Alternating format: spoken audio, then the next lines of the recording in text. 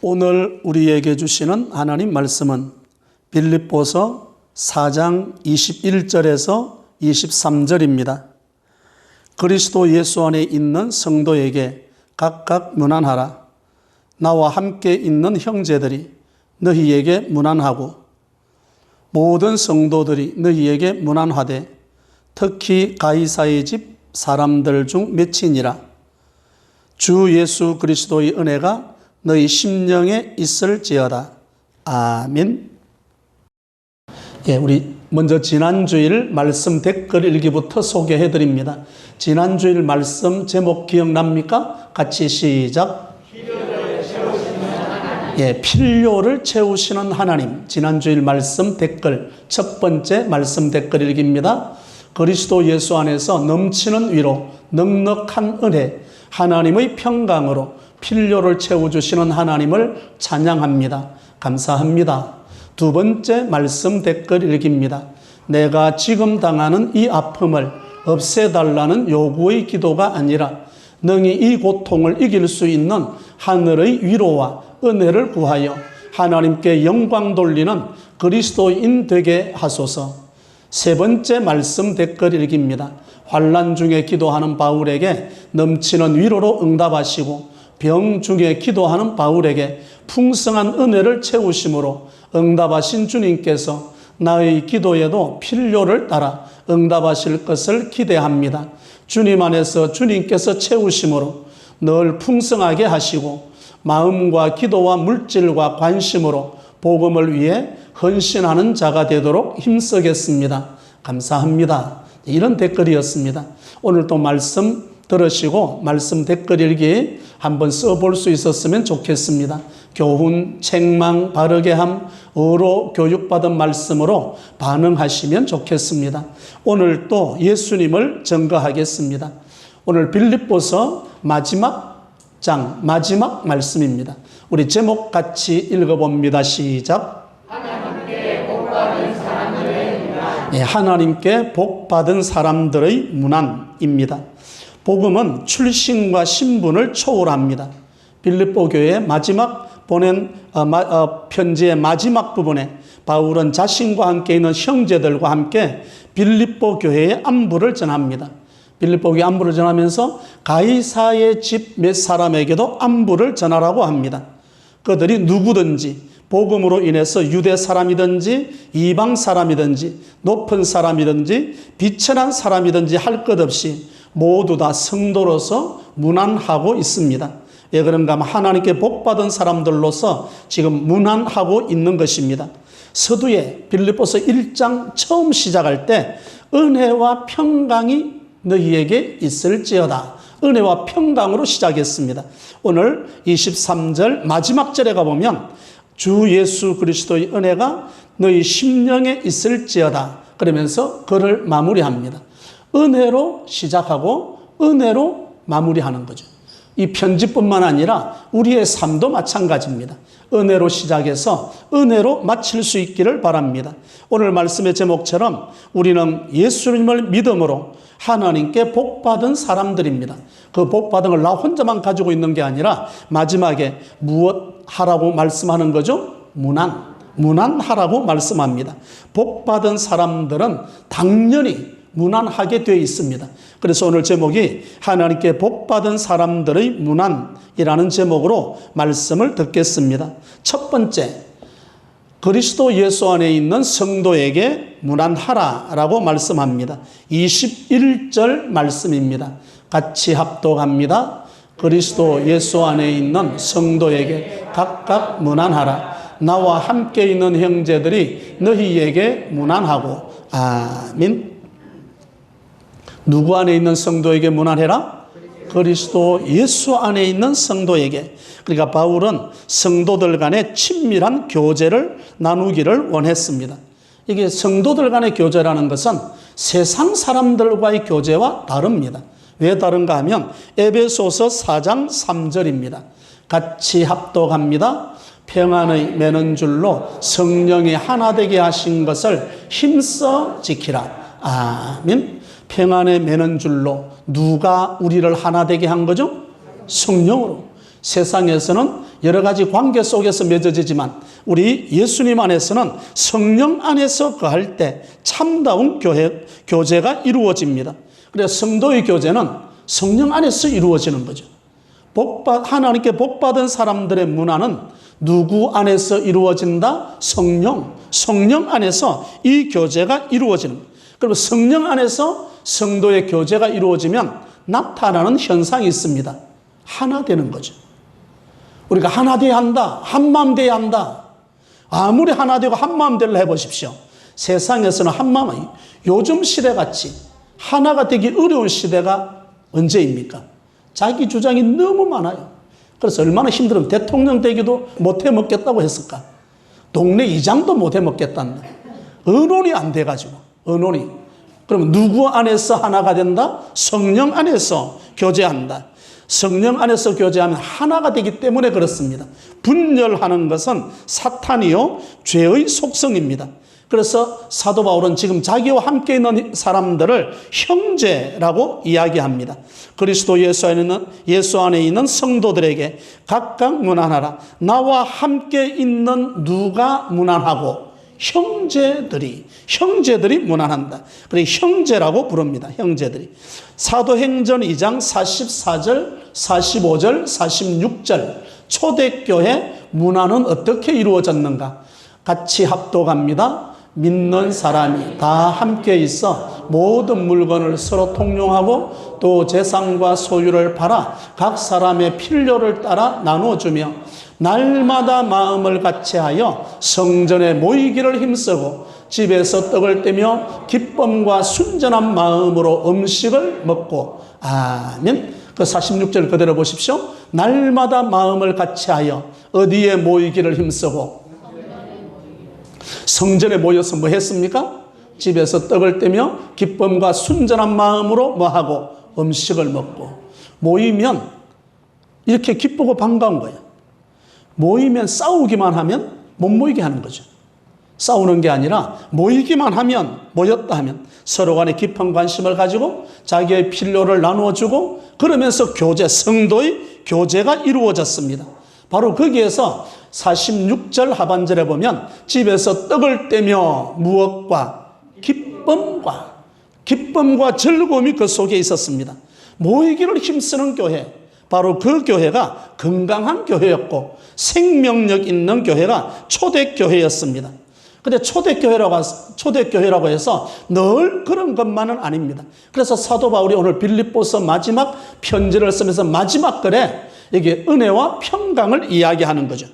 초대교회라고 해서 늘 은혜와 평강이 유지되었던 것은 아닙니다. 그 대표적인 교회가 고린도 교회입니다. 고린도 교회는 무관심 때문에 여러 성도들의 마음에 멍이 들었습니다. 어떤 대목인가? 고린도전서 11장 20절, 21절, 22절 같이 합독합니다. 그런즉 너희가 함께 모여서 주의 만찬을 먹을 수 없으니 이는 먹을 때에 각각 자기의 만찬을 먼저 갖다 먹으므로 어떤 사람은 시장하고 어떤 사람은 취함이라. 너희가 먹고 마실 집이 없느냐? 너희가 하나님의 교회를 업신여기고 빈궁한 자들을 부끄럽게 하느냐? 내가 너희에게 무슨 말을 하랴? 너희를 칭찬하랴? 이것으로 칭찬하지 않노라. 아멘. 21절을 보십시오. 이렇게 말씀합니다. 이는 먹을 때 각각 자기의 만찬, 우리가 성만찬 하잖아요. 성찬식 할 때 그 성찬을 먼저 갖다 먹음으로 어떤 사람은 뭐하고 시장, 배가 고프고 어떤 사람은 못 먹어서 배가 고프고 어떤 사람은 뭐함이라 술 취하듯이 취했다 이 말입니다. 그리고 고린도 교회는 성찬식, 떡을 떼고 성찬식을 할 때 끼리끼리 모여가지고 부자는 부자끼리 먹어버리고 가난한 사람은 가난한 사람끼리. 그리고 우리가 성찬식 할 때 떡 한 조각을 먹잖아요. 그때는 한 조각이 아니라 그냥 배부르도록 먹었던 것 같습니다. 초대교회가, 성도의 교제가 이루어지지를 못했던 교회가 바로 고린도 교회입니다. 고린도. 결국 가난한 성도는 교회에서 업신여김을 받았던 거죠. 업신여김을. 교회 안에서 이런 일이 벌어진다면 사랑의 교제가 식어지고 시험에 빠지게 됩니다. 여러분 고린도 교회만 그랬을까요? 오늘 우리의 시대도 잘 보십시오. 물질주의가 팽배하고 개인주의가 벌어지고 있습니다. 여러분, 시골이 옛날 시골 인심이 아닌 것은 알죠? 제가 감사한 것은 우리 간포교회가 시골이 아니라 거제시라서 감사합니다. 거제시라서. 시골 인심이 옛날 시골 인심이 아닙니다. 정오보다 나쁜 것은 무관심이라고 이야기했습니다. 적지 않은 사람들이 문안을 할 때 어떤 사람에게 문안하는가? 자신에게 유익을 주는 사람에 따라서 문안을 합니다. 자기에게 이익이 돌아오지 않는 사람은 쳐다보지도 않는 거죠. 하나님께 복받은 사람들의 문화는 이것이 아니라 그 말입니다. 주님의 십자가는 빈부귀천을 구분하지 않았습니다. 자신들이 좋아하는 사람, 자신들과 뜻을 모으는 사람들에게만 문안하지 말라고 이야기합니다. 누구든지. 그래서 22절에 보면 모든 성도에게 문안하라. 나에게 이익이 되는 사람에게 문안할 것이 아니라 모든 성도에게 문안하라고 이야기합니다. 예수는 제자들을 파송할 때 너희가 그 집에 들어가면 무엇 하기를 빌어주어라? 평안하기를. 그 평안이 문안입니다. 그 집에 들어가거든 가난하든 부자든 잘생겼든 못생겼든 그 집에 들어가면 어떤 사람이든지 먼저 문안해라. 그리스도 안에서 문안은 영적 친밀함과 믿음의 연함을 도모하는 것이어야 합니다. 그러니까 문안은 그리스도 안에서 하나된 공동체의 특징입니다. 문안은 교회 많은 사역 중에 가장 중요한 핵심 사역이어야만 합니다. 그 문안이 어떤 형태로 나타나는가? 그 중에 하나가 낙심한 사람들을 돌아보고 가난한 사람을 구제하는 신방, 우리가 신방한다 말하죠? 그 신방 자체가 문안으로 나타나게 됩니다. 그러니까 하나님께 복받은 사람들의 문안은 첫 번째로 그리스도 예수 안에 있는 성도에게 문안하라. 이렇게 사도 바울은 말씀합니다. 두 번째 말씀입니다. 가이사의 집 몇 사람에게 문안해라. 이렇게 말씀하는 거죠. 22절을 봅니다. 22절 같이 합독합니다. 모든 성도들이 너희에게 문안하되 특히 가이사의 집 사람들 중 몇이니라. 아멘. 가이사의 집은 어떤 집입니까? 황제, 궁에 있는 사람들입니다. 그리고 보면 황실 친족, 궁중의 노예, 자유인들, 궁에 있는 사람들이 복음을 받아들였어. 그래서 가이사의 집 사람들 중 몇 사람에게도 문안하라고 이야기합니다. 사실은 가이사 그러면 그리스도인들을 핍박했던 사람들이거든. 그 사람들에게도 뭐하라? 문안하라. 문안하라. 그러고 보면 정치적인 이념이 달라도 문안하라. 이렇게 말씀합니다. 여러분 빌립보서 1장 12절에서 14절입니다. 같이 합독합니다. 형제들아 내가 당한 일이 도리어 복음 전파에 진전이 된 줄을 너희가 알기를 원하노라. 이러므로 나의 매임이 그리스도 안에서 모든 시위대 안과 그 밖의 모든 사람에게 나타났으니 형제 중 다수가 나의 매임으로 말미암아 주 안에서 신뢰함으로 겁없이 하나님의 말씀을 더욱 담대히 전하게 되었느니라. 아멘. 사도 바울은 감옥 안에서 복음에 무엇이 되었다? 12절에 보면 형제들아 내가 당한 일이 도리어 복음 전파에 무엇이 된 줄을 알기를 원하노라. 진전이 된 것을 알기를 원하노라. 바울은 죄수의 몸으로 복음이 지금 궁중 안에 깊이 뿌리를 박히게 되고 그리고 장차 로마가 기독교 나라가 되는데 기초를 지금 깔고 있습니다. 바울은 감옥 안에서 아무것도 못한 것 같지만 지금 복음의 진전이 이루어졌다. 복음의 진전. 우리가 그런 말 하죠? 코로나라서 아무것도 못합니다. 왜 못해? 왜 못합니까? 우리가 영상으로 복음의 씨앗을 뿌리고 있잖아요. 얼마든지 할 수 있습니다. 사도 바울은 감옥이라서 이제는 다 틀렸습니다. 아무것도 못합니다가 아니라 지금 사도 바울이 복음 안에서 지금 자기가 전도했던 것이 무엇이 이루어졌다? 어떻게 되었다? 진전이란 말이 비방과 박해 가운데 앞으로 나아간다는 말씀입니다. 여러분 여기서 멈추는 게 아닙니다. 복음은 계속해서 진전하고 앞으로 나아갈 수 있는 거죠. 지금 사도 바울이 감옥에 있는 이로부터 시작해서 300년 뒤에 어떤 일이 벌어졌는가? 그 자기를 핍박했던 로마 제국이 기독교를 국교화 만들어 갑니다. 지금 바울이 뿌린 이 복음의 씨앗이 그렇게 이루어지고 있는 거죠. 바울이 만약에 300년 뒤에 이 자기를 핍박했던 로마 제국이, 자기를 가두었던 이 로마 제국이 예수 믿는 기독교 국가가 될 줄 알았다면 뭐 했을 것 같습니까? 춤췄을 것 같습니다. 그렇잖아요? 근데 그걸 죽기 전까지 자세하게 몰랐지만 여하튼 자기가 지금 복음의 진전이 되었다, 복음의 씨앗을 뿌렸다는 그것이 로마 제국이 기독교 국가가 되는 그런 일들이 일어나고 있습니다. 사실은 그래서 천국은 마치 겨자씨 한 알과 같다. 너무 조그맣게 작게 시작하잖아요. 그런데 그 겨자씨가 뭐죠? 새들이 와서 깃들일 만큼 그 복음의 씨앗이 영향력이 그렇게 커지는 거예요. 천국은 마치 누룩을 가루 스말 속에 갖다 놓은 여인과 같다. 누룩과 같다라고 이야기합니다. 누룩이 밀가루 속에 파묻혀버렸죠. 누룩은 보이지 않습니다. 그런데 하룻밤 자고 나니까 밀가루가 다 어떻게 되어 있는 거죠? 변화되어 있습니다. 지금 사도 바울이 전하는 복음이 이런 것입니다. 그래서 사도 바울은 로마서 1장 16절에 이렇게 말씀합니다. 같이 합독합니다. 내가 복음을 부끄러워하지 아니하노니 이 복음은 모든 믿는 자에게 구원을 주시는 하나님의 능력이 됨이라. 먼저는 유대인에게요, 그리고 헬라인에게로다. 아멘. 사도 바울이 지금 보십시오. 내가 복음을 뭐 하지 않는다, 부끄러워하지 않는다. 지금 자기 사도 바울에 대해서 유대인들이 볼 때는 이 바울이 배신자예요. 유대교에서 기독교로 넘어갔으니까. 그러지 않습니까? 그리고 난 다음에 헬라인이 볼 때는 미련한 짓이에요. 유대인들이 볼 때는 거리끼는 것이에요. 뭐 그들이 배신자라고 이야기하든, 그리고 미련한 것이라고 하든, 거리끼는 것이라고 하든, 이 사도 바울은 내가 복음을 부끄러워하지 않는다라고 고백을 합니다. 나는 복음에 부끄러워하지 않는다, 분명한 확신을 가지고 살아갑니다. 이 복음은 축복과 능력을 체험했기 때문에 이 사도 바울은 복음을 뭐 하지 않는다, 부끄러워하지 않는다. 여러분, 예수 믿는 게 당당할 수 있기를 바랍니다.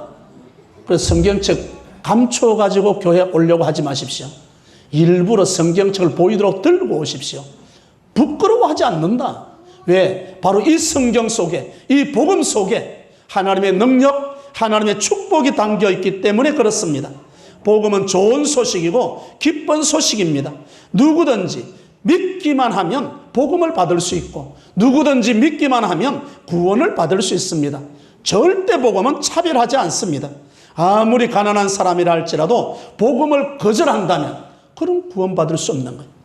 삭개오 같이 그 시대 속에 버림받았던, 계속해서 삭개오로 인정하지 않는 그 시대를 살던 그 삭개오일지라도 그 삭개오가 주님의 말씀을 받아들이기만 하면 삭개오도 구원의 반열에 섰습니다. 사도행전 10장을 한번 보죠. 사도행전 10장 34절과 35절 같이 합독합니다. 베드로가 입을 열어 말하되 내가 참으로 하나님은 사람의 외모를 보지 아니하시고 각 나라 사람 중 하나님을 경외하며 의를 행하는 사람은 다 받으시는 줄 깨달았도다. 아멘.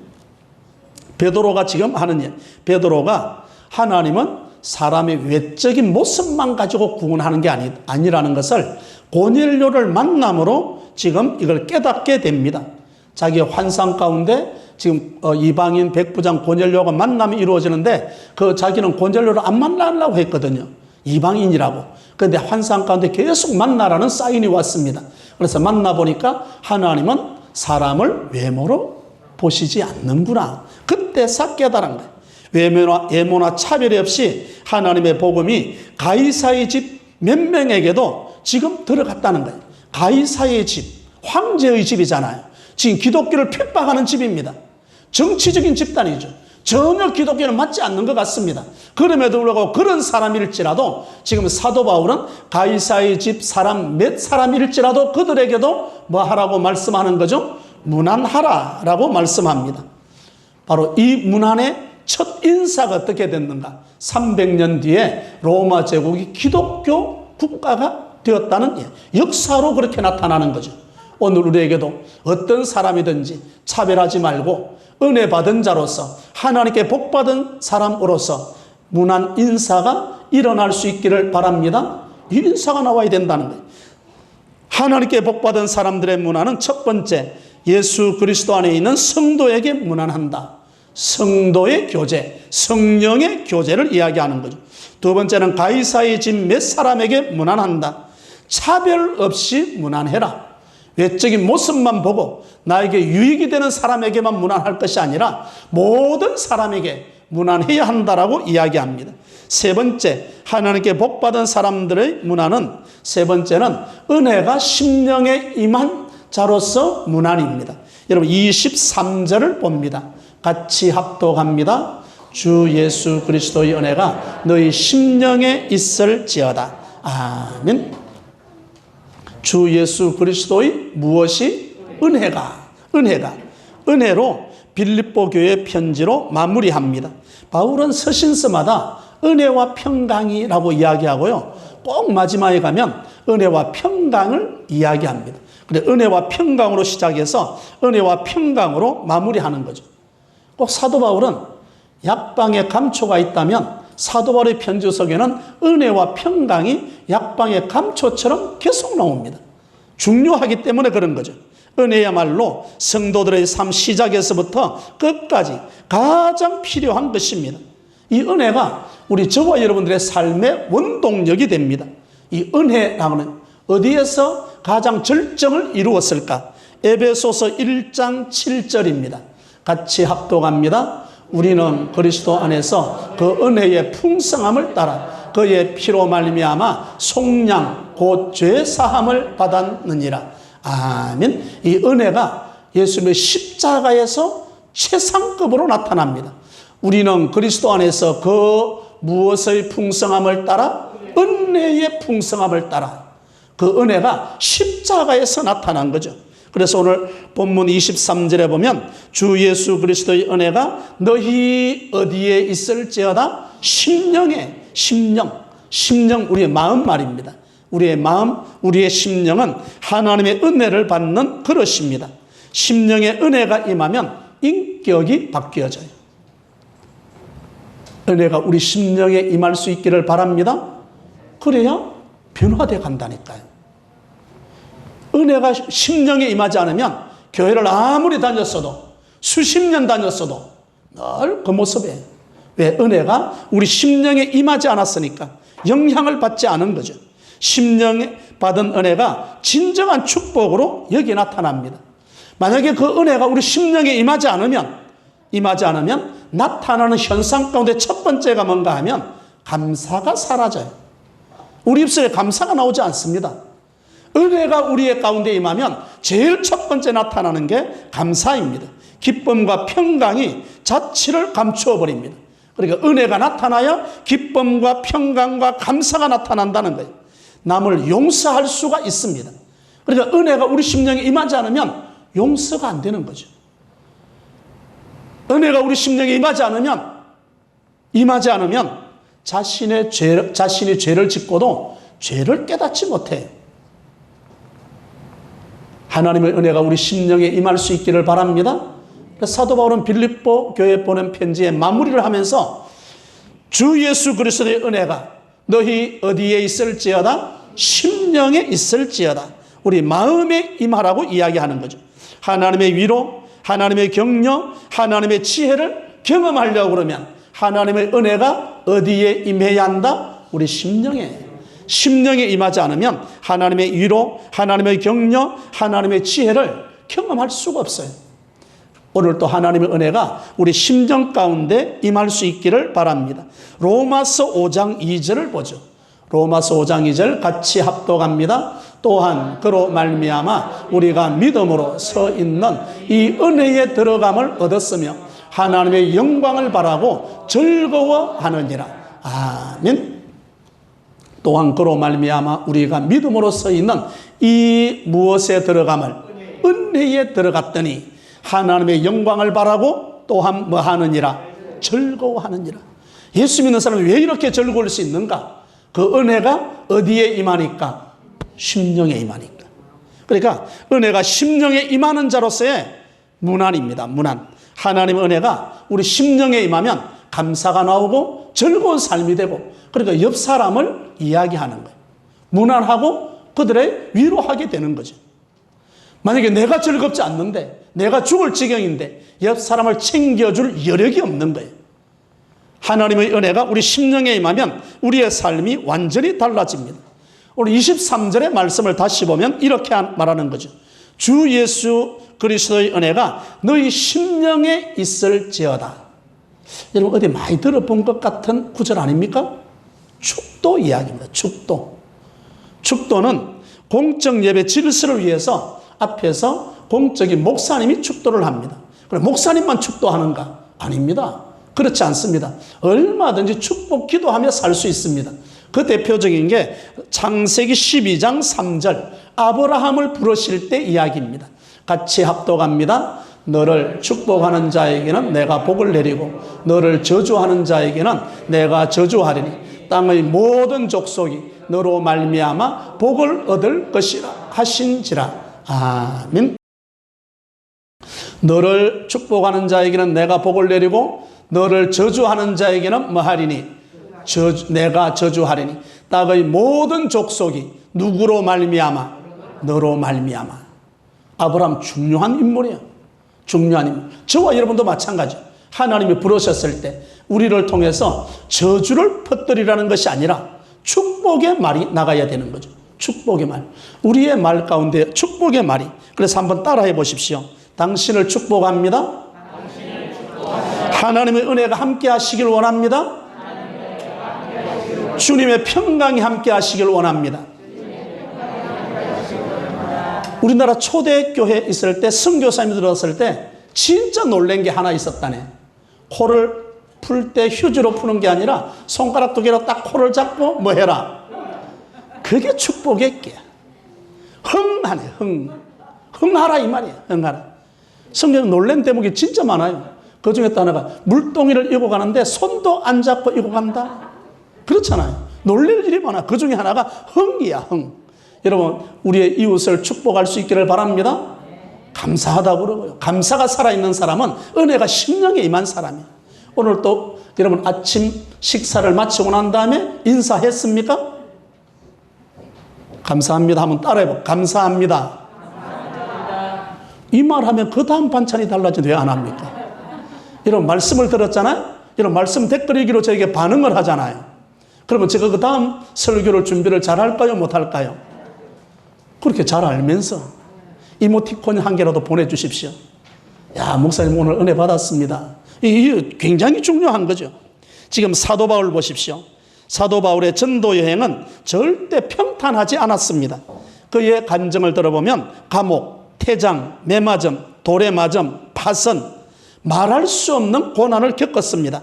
그럼에도 불구하고 사도 바울은 뭐라고 간증하는가 하면 하나님이 나의 필요를 채워주셨고 그리고 하나님의 은혜가 나에게 임했습니다. 어떤 은혜가 임했는가?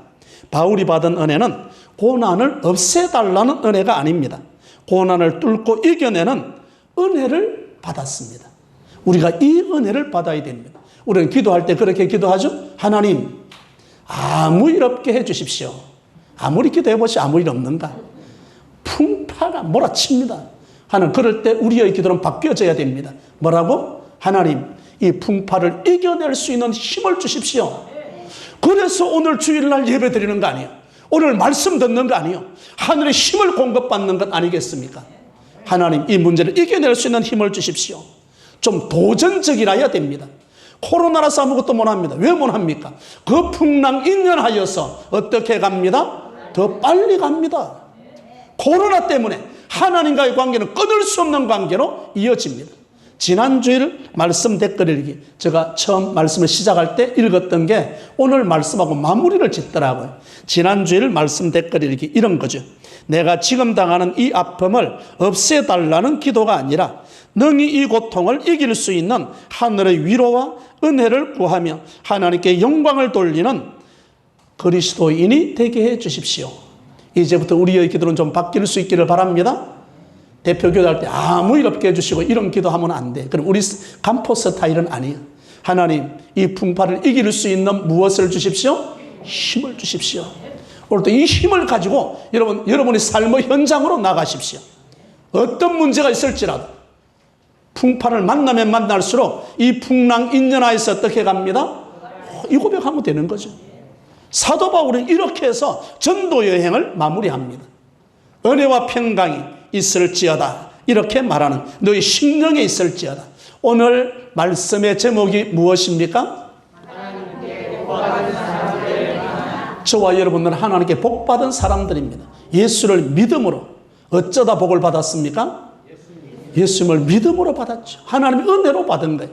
오늘 하나님께 복받은 사람들의 문안 첫 번째, 그리스도 예수 안에 있는 성도에게 문안, 그리스도 예수 안에서 만나는 사람들에게 문안함으로 성령으로 하나 되어 이웃을 돌보겠습니다.